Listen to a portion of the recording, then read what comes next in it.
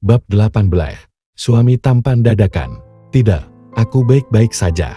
Disha memilih tetap tak ingin jujur tentang wanita tadi yang mengangkat panggilannya. Kau tidak mengajakku untuk ke rumah keluargamu?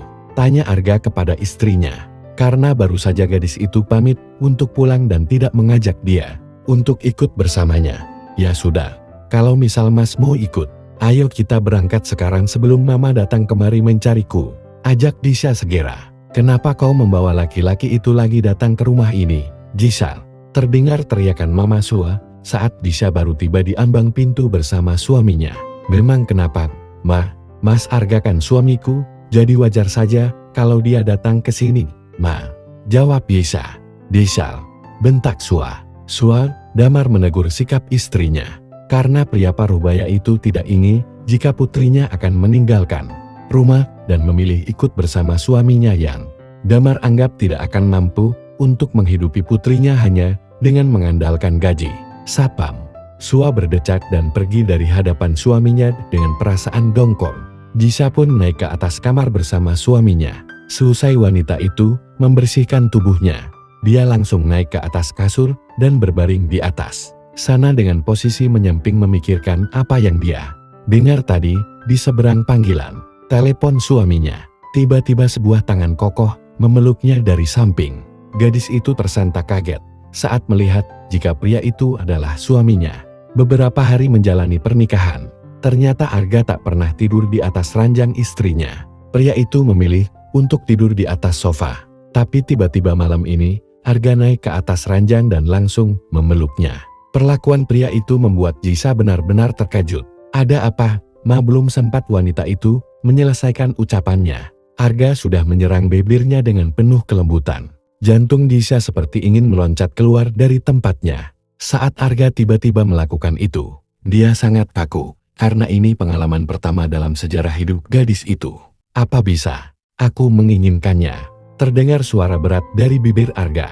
Disha ingin menolak, tapi tentu saja itu tidak akan berhasil, karena Arga tidak akan menerima penolakan.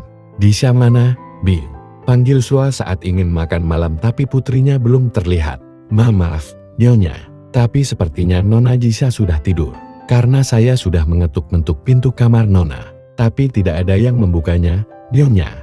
Jawab Bibi yang baru saja dari kamar Disha untuk memanggil Disha makan malam atas perintah Mama Sua, tapi hasilnya nihil karena tak ada yang membuka pintu kamar Disha. Mendengar penjelasan Bibi, Sua ingin berdiri dari duduknya untuk memanggil putrinya di kamar. Belum sempat wanita parubaya itu melangkah, dia sudah dihentikan oleh Papa Damar. Biarkan saja dia, Sua. Mungkin sebentar lagi dia akan turun makan malam. Tidak ada drama dong malam ini. Karena menantu miskin Mama tidak ada di sini, diajak Arini. Hanya Arya adik bungsu mereka yang tak pernah mencampuri urusan orang dewasa atau menghina kakak iparnya. Karena Arya sama seperti kakaknya, Disha tidak gila akan harta.